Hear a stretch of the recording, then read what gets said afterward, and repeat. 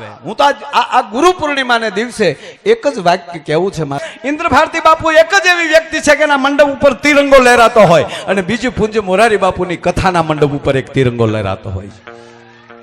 આ ભારતી બાપુના મંચ ઉપર, ઇન્દ્ર ભારતી બાપુના મંચ ઉપર યુવાનોની ગાથાઓ ગવાય છે.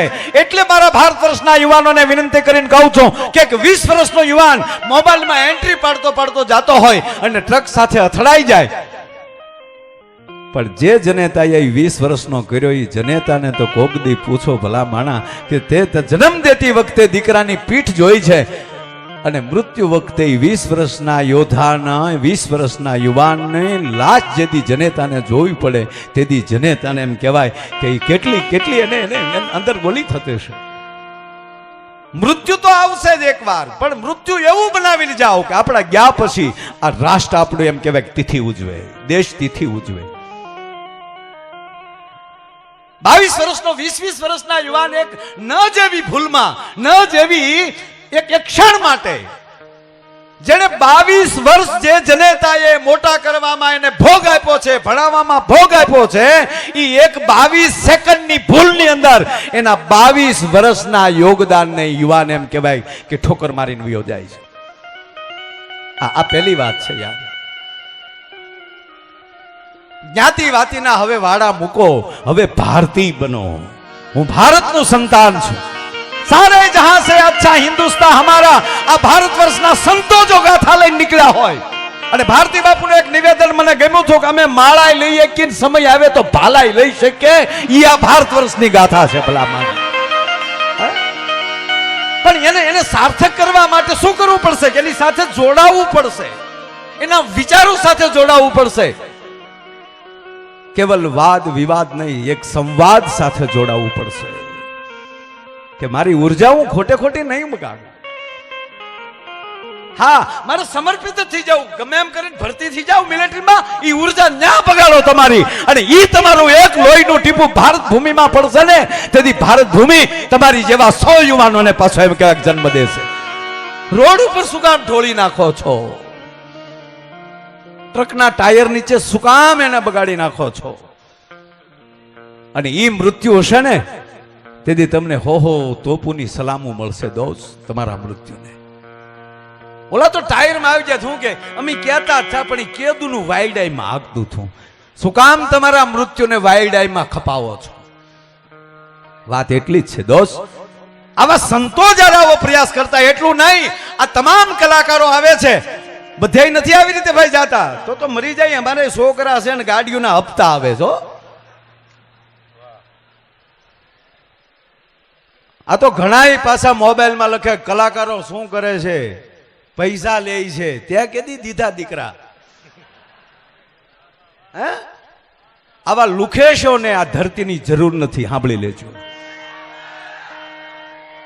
કાન ખોલીને સાંભળે કે જે આ દેશની સંસ્કૃતિની વાતોની વાતે માથે કોઈ ડિબેટ ખોટી રીતે કરતા હોય, આ દેશના કોઈ ભજનનો ટુકડો કરીને કોઈ મૂકવા એની પાછળ જો કોઈ કરતા હોય, એ ભારતનું સંતાન ન હોઈ શકે. તમને સાથી ઠોકીને કહું, ક્યારેય નથી બોલતો, બોલું છું કે આવા નવી પેઢી, નવા યુવાનો, એવા કલાકારો આવ્યા છે. એના એક વાક્યમાં, હા, કોઈથી ભૂલ થાય, તમે 1 કલાક બોલો ને સાહેબ, તો 10 મિનિટ એવી નીકળે જ તે તમે એ તમારી ઘરના ઘઉં હોય ને તો 1 ગુણમાલી તમે ખોબો કાકરા કાઢી શકો. વાણી ને પાણી વ્યર્થ ન વયું જાય. ઉજાગરા કરીને તમારી સામે આતરડા તોડીને જે બોલે છે, આ ટીપું મારતા થાય, આ ભજન તમને શું લાગે કે દેખાડો? એ સૂરની પીડા, એ પોતાના હાથને ઈશ્વરના નાદ સુધી જોડવાની એક ધારા,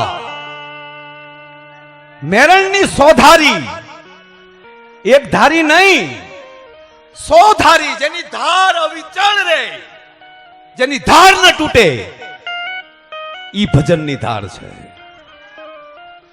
ભજન છે ઈ તલવારની પણ ધાર છે, ભજન ઈ ફૂલડાની પણ પાંખડી પણ છે. પેલા તમને તલવારની ધાર જેવું આકરું લાગશે સાહેબ, પણ એમાં પ્રવેશ કરી જાવ ને, આ સૂર્ય જેટલો ગરમ છે એટલો ઠંડો છે. જો ઈ ઠંડો ન હોય તો જેમ હાઈટ ઉપર જાઓ એમ ઉર્જા ગરમી કેમ ઓછી થતી જાય? તમે 22,000 ફૂટ ઉપર વયા જાઓ એટલે સાહેબ 0 ટેમ્પરેચર થઈ જશે. જેમ સૂર્યની નજીક જાતા જાઓ એમ શીતળતા વધતી જતી હોય છે. આઘા આઘા રહીને એને ગરમીના પરસેવા વળતા હોય છે. બાકી નજીક આવી જાય ને ત્યાં તો નીરખારા જોઈ મરજીવા ન ફેર મો, અમારા તળિયા તપાસી જો તને કુબેર કંગાલ લાગશે. આ ધરતી મર્દોની ભૂમિ છે. આજની તારીખે બોર્ડર, હમણાં જો થોડાક દિવસ પહેલા બોર્ડરમાં ગયો બાપુ, જ્યાં એનું ફાયરિંગ ચાલુ હતું, પગે લાગી મંજૂરી લાગી એ કેમ્પમાં હું રોકાણો અને આ દેશના યુવાનોને મળ્યો. તમને એમ લાગે કે પગાર માટે એનો મિલિટરીમાં ગયા? 20-22,000 રૂપિયા તો આ દેશનો યુવાન ગામના ઝાપામાં કોણી મારીને કાઢ લે. ભલા માણા એ 20-22,000 ના પગાર હાટું ન જાય, પણ મારા ઈશ્વરે ઈ જનેતાએ આ દેશના રખોપા હાટું ઝીણ્યો હોય એને રોકી કોણ એકવાનો છે? ભલા માણા જેને રાષ્ટ્ર માટે મોકલો છે, જેના ધર્મ માટે મોકલો છે. શિવાને ભગવતી તલવાર ક્યારે આપે? આવી ગયો શિવા, આવ તારી રાહ જોઈને બેઠી છું, એના હાથમાં તલવાર આપીએ કે બાપુ શિવાજીની આલરડાની. બાપુ આ મેં શરૂઆત કરી અને એ છેલ્લી કડી વાત કરી અને મારી વાતને મારે વિરામ આપવો છે. એમાં એક શબ્દ છે, દેવાજભાઈ, રાજભા, આ બધાય છે, ગિરીશાપા, શિવાજીએ લખ્યું છે, આભમાં ઉગેલ ચાંદલો જીંજાબાઈને આવ્યા બાળ અને બાલુડાની માત હિજોળે અને પછી ધાણા ડુંગરા ડોલે. જ્યાં જ્યાં ન સમજાય મેઘાણીએ સ્ટાર કરી એને નીચે એનો સેજ એનો અર્થ લખ્યો છે, પણ આ ધણેણાટીનો અર્થ એને લખ્યો નથી. મેઘાણીને પગે લાગીને કહું, કદાચ વિચાર એને મોકલ્યો હશે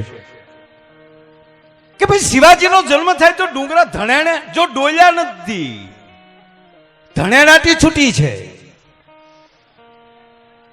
અને પાછું સાંભળજો, ડુંગર એને જ કહેવાય જે ડુંગર ઉપર માં બેઠી હોય. ડુંગર કોને કહેવાય? ગિરનાર ડુંગર મહાન, તો શું કામ? માં અંબા ઉપર બેઠી છે. ચોટીલાનો ડુંગર શું કામ કહેવાય? માથે ચામુંડમાં બેઠી છે. પાવાગઢનો ડુંગર શું કામ કહેવાય? મહાકાળી બેઠી છે. અને તમે સાંભળી લ્યો, પૂજ્ય રામદાસજી ભજની ગીત પૂજ્ય બાપુ અહીં બેઠા, એની પાસેથી મેં એકવાર સાંભળ્યું છે, હું પણ ઘણી વાર બોલ્યો છું એમ, કે આ દેશનો કલાકાર બાપુ જ્યારે સ્ટેજ ઉપર બેઠા હોય ને તેથી કલાકાર ઉપર ત્રણેય શક્તિ ધારા બેઠી હોય છે સાહેબ. લક્ષ્મીના તો ખોળામાં બેઠો હોય છે, આ લક્ષ્મીના ખોળામાં કલાકાર બેઠો હોય છે. અને ઘણા એમ કે લક્ષ્મી માથે પગ, સાંભળજો, નાનું બાળક હોય ને એ પગ તો માની છાતી ઉપર મૂકી શકે તેડે ત્યારે સાહેબ, કારણ કે એના બાળક છે, એ ક્યાં એનો ખોળો મૂકીને ક્યાં જાવ તમે? તો લક્ષ્મીના ખોળામાં બેઠા હોય, સરસ્વતી નાભીમાં બેઠી હોય અને મહાકાળી અહીંયા કંઠમાં બેઠી હોય. કારણ કે કંઠમાં મહાકાળી ન હોય ત્યાં સુધી થ્રો ન લાગે બાપુ, ટીપ ન લાગે. મહાકાળી જો અહીંયા બેઠી હોય, આ ત્રણેય દેવી ધાર બેઠી હોય છે. પણ શિવાજીનો જન્મ થાય અને મેઘાણી એમ લખે કે આભમાં ઉગેલ ચાંદલો જીંજાબાઈને આવ્યા બાળ અને બાલુડાની માત હિજોળે અને ધાણા ડુંગરા ડોલે. ધણેણાટી શેની હતી? શું પ્રલય હતો? તો જે ડુંગર ઉપર માં બેઠી હોય ને બાપુ એને ડુંગર કહેવાય, બાકી તો ધારું ઢોરા કહેવાય. અને પાછી બીજી વાત કે હવે અહીંયા સ્પષ્ટ લખ્યું છે ડુંગરા ડોલે, ધાણા ડોલે જ પાછા. તો ડુંગર ઉપર માં બેઠી હોય. પણ બાપુ શિવાજીનો જન્મ થયો ને મેઘાણીએ બિલકુલ ખોટું નથી લખ્યું. એ દરેક ડુંગર ઉપર 66 જોગણીઓ, દરેક ડુંગર ઉપર એક ભગવતીઓ, દરેક ડુંગર ઉપર એક ભવાનીઓ બેઠી હતી ને બાપુ. એ તેથી રાહડે રમતી થયો કે આવ્યો શક્તિનો જીલનારો, આવ્યો ભારતના રખોપા કરનારો. એ ભગવતીઓના રાહડાની પગની ઠેને એને લીધે ડુંગરાની ધણેણાટીઓ બોલતી હતી કે આવ્યો એક જનનીનો જાયો. ઈ આભમાં ઉગેલ ચાંદલો જીંજાબાઈને આવ્યા બાળ અને બાલુડાની માત હિંચોળે અને પછી ધણાણાનું ડુંગર. એ મારા દેશના યુવાનોને વિનંતી કરું કે પોતાની ઉર્જા રાષ્ટ્ર માટે બચાવે, પોતાની ઉર્જા પોતાની એકતા માટે બતાવે, પોતાની ઉર્જા પોતાના ભારતીયપણા માટે બચાવે અને પોતાની ઉર્જા પોતાના રાષ્ટ્ર ધર્મ માટે બચાવે. આડા આવડા મોબાઈલમાં વાતો કરી કરીને ખોટી કોમેન્ટ કરી કરીને નહીં, દેશની એકતા અને આવા મહાપુરુષો પૂજ્ય ઇન્દ્ર ભારતી મહારાજ પૂજ્ય બાપુ અહીંયા બિરાજમાન છે. આવા મહાપુરુષો જ્યારે જ્યારે ધર્મનું કાર્ય કરે ને સાહેબ, એની સેવાની ડોલુમાં તેથી તમારી શક્તિ એમ કહેવાય કે સેવામાં વપરાશે ને તેથી મારો અખિલ બ્રહ્માંડનો માલિક તમને 10 ગણી સેવા આપવા માટે એમ કહેવાય કે શક્તિ દેવા માટે બેઠો. બાકી તો જેવા બાપ એવા બેટા ને વડ એવા ટેટા, એ વાત ખોટી પડે. જો ભાઈએ બહુ સરસ વાત કરી, તમારે જો વાહે રોવરાવવા હોય, પણ હવે તો એવું બન્યું છે ભાઈ, હારી મોર્ગેજ વગર કોઈ લોને દેતું ન. હા, મને હું તો નાનો હતો તેથી સાંભળતો, મોટા મોટા વડીલો વાતો કરતા, છોકરાઓ આલ્યા માલ્યા રે નો બેહતા. ઈ બુઢિયામને તેદુ ની ખબર હતી કે વિજય માલ્યા બૂસ મારવાનો અગાઉ કહી ગયા હતા. બોલો, પણ આપણે વડીલોનું તો માન્યું જ નહીં કોઈ દી. પણ ભાવ વિભોર થઈ અને અહીંયા દરેક કલાકારો પોતપોતાની રીતે આનંદ કરાવવા માટે, આવી પ્રસાદી દેવા માટે આજ બાપુ ધરી લોઢાનું બખ્તર, આ બધાને કહું છું, કલાકાર માત્રને કહું છું, સંતોને વિનંતી પ્રાર્થના કરું છું ગિરીશભાઈ કે આજ ધરી લોઢાનું બખ્તર તમને ભેટવા આવ્યો છું. આપ કહેશો ગાંડો છો ભાઈ, બખ્તર બાંધીને ધીંગાણે જવાનું હોય કે ભેટવાનું હોય? પણ હમણાં જ ગાંડાની વણજાર ગવાની છે. હા, હું ગાંડો છું. ધરી લોઢાનું બખ્તર તમને ભેટવા આવ્યો છું. મેં સાંભળ્યું છે લોકો આપને પારસમણી કહે છે. તમને ભેટીએ ને અમારા આ ખોળિયા રૂપી બખ્તર એ જો હોનાના થઈ જાય અને આ મારા લોઢાર જેવા શબ્દો આપને અડે અને એ હોનેરી થઈ જાય, એ પ્રયાસ કરવા માટે આજ પ્રાર્થના. આવી ગુરુ પૂર્ણિમાને જ્યારે આમ તો શરૂઆત થઈ ગઈ છે ત્યારે પણ આભમાં ઉગે એ જ ચાંદલો ને જીજાબાઈ ને જાગાયબા, પણ આભમાં ઉગે ચાંદલો ને જીજાબાઈ ને આવ્યા બાળ રે, જીજાબાઈ ને જાગાયબા. અનબાલુડાની માત ઈચોને ધાણા નાણ ડુંગરા ડોલે,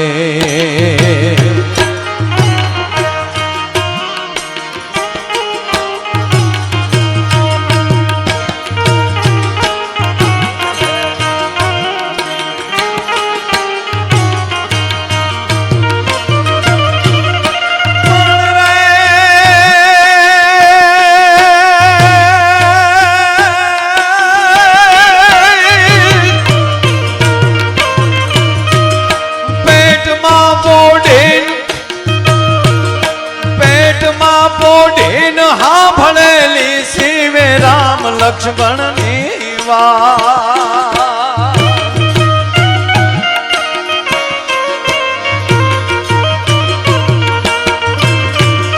પેટમાં પોડીન સાંભળેલી શિવે રામ લક્ષ્મણની વાત રે બાપ, રામ લક્ષ્મણની વાત. બાલુડાના મુખ સે દીધી ઓડીએની ઊંઘ તે દીધી, શિવાજીને નીંદ રૂનાવે, માતાજી જબાય ઝુલાવે.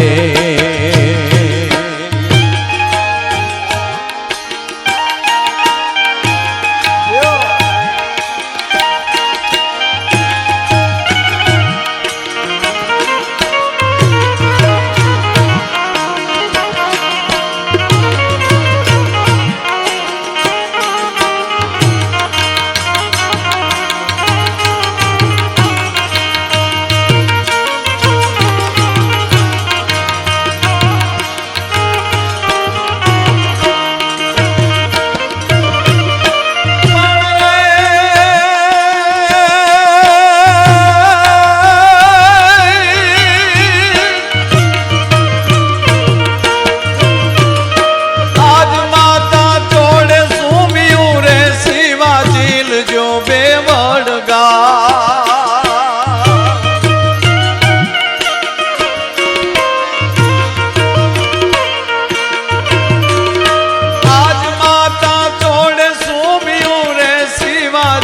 જો બેવડગાલ રે તમે જીલ જો બેવડગાલ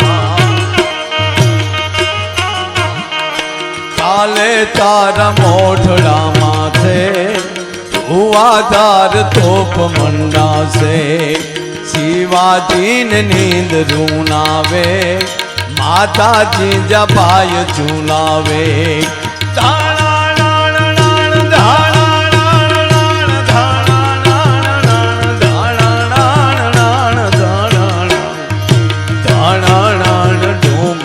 ડોલે શિવાજીને નીંદ રૂનાવે શિવાજીને નીંદ રૂનાવે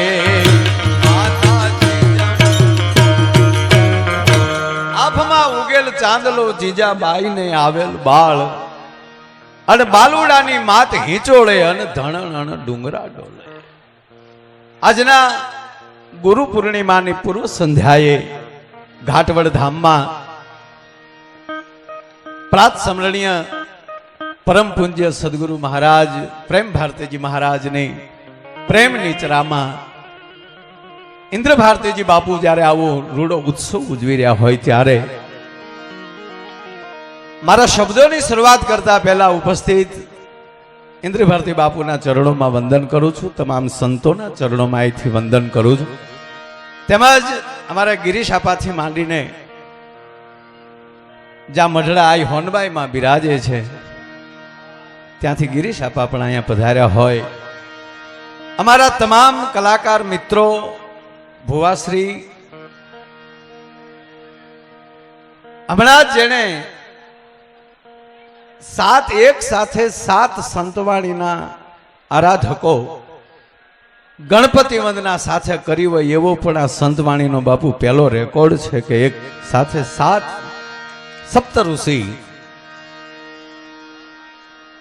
અને હવે અમે આ કાતહીડ્યો બેઠા છીએ પણ શિવાજીના હલરડાથી રાજભા શરૂ મેં એ માટે કર્યું છે કે જેના ઉપર સદગુરુની જ્યાં સુધી કૃપા ન ઉતરે ત્યાં સુધી એ સંત અથવા સુરવીર ન કોઈ દિવસ બની શકે ભલામાં. અને કોઈ પણ ભારત વર્ષમાં નહીં, કોઈ પણ વૈજ્ઞાનિકોની તાકાત નથી અથવા કોઈ સંશોધનકારકની તાકાત નથી બાપુ કે પાળિયાની ઊંચાઈ કોઈ માપી શકે અને સંતની સમાધિની ઊંડાઈ કોઈ માપી શકે. આ દેશના સંત છે એ સમાધિમાં બેઠા હોય એની ઊંડાઈ કોઈ માપવાની, કારણ કે સુકામ ભગવાન શિવજીના જ્યારે એમ કહેવાય જ્યોતિર્લિંગનું માપ કરવા માટે વેમ પડે છે બ્રહ્મા અને વિષ્ણુને.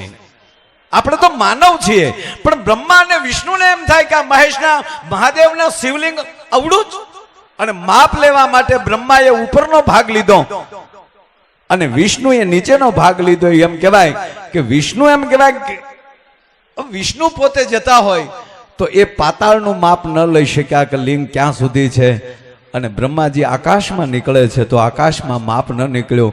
અને બ્રહ્મા વિષ્ણુ બે જ્યારે થાકે છે અને ત્યારે મહાદેવને કહે છે કે આ તે રુદ્ર શિવાંતનુર ઘોરા પાપ કાશીની તિયાર સ્તનવા સંતમયાગીરી સંતા વિશાક્ષી હે મહાદેવ, તારું માપ અમે ન લઈ શકે. અને જેને માપી ન શકાય એ બે ઉપર જો સુરવીર ઉપર કૃપા કોની થાય તો કે મહાદેવની, કારણ કે શિવનો ગણ બને છે. અને સંત ઉપર કૃપા કોની થાય તો કે એ પણ મહાદેવની. શું કામ? તો કે એની અંદર એનું સમાધિ સ્વરૂપ ઉતરે છે. એટલે એક મર્દના પાળિયાને એને બહાર ખોડવામાં આવે છે. એની કોઈ એમ કહેતું હોય કે હવા હાથનો છે કે હવડો પણ નહીં, એની ઊંચાઈ કોઈ ન માપી શકે. અને ભારત વર્ષના સંતની સમાધિની કોઈ ઊંડાઈ ન માપી શકે.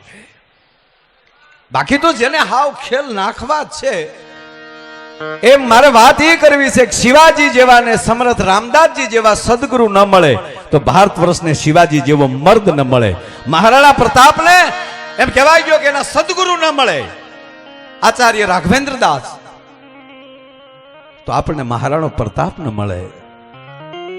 દરેકના પાયાની અંદર કોઈ બેઠું હોય તો એ સદગુરુ છે. અને આપણી પ્રથમ કોઈ સદગુરુ આપણી માં છે અને બીજો આપણો સદગુરુ છે. પણ માં કુખથી જ્ઞાન આપે છે ને આપણો સદગુરુ મુખથી જ્ઞાન આપે છે. ફરક એટલો છે રામાના. પણ જેની જનેતાઓએ કુખમાંથી જ્ઞાન આપ્યા હોય ને સાહેબ, ઈ જ આવા એમ કહેવાય ગુરુ પૂર્ણિમાના ઉત્સવમાં એનો સંતાન આમાં ભાગ લઈ શકે, બીજો ન લઈ શકે. ઈ જ સંતાન સદગુરુ સુધી પહોંચી શકે. બાકી તો માણસો તો છે ને ધરતીમાં રોજ કેટલા જન્મે છે ઈ તો ગયો, નક્કી નથી. સરકાર નક્કી નથી કરી શકી ભાઈ. સરકાર પાસે આંકડા તો હોસ્પિટલમાં જેનીમાં હોય એના હોય, અથવા તો કોઈ એના જન્મ દિવસ લખાવા ગયા હોય એના આંકડા હોય. હજી આમાં આપણે ભારતમાં ઘણા એવા છે આઝાદી આવી ઈ નથી ખબર, તો જન્મ તારીખ ક્યાં લખાવી એ ઘણા નથી ખબર. હજી એનો આંકડો તો ક્યાં લેવા જાઓ.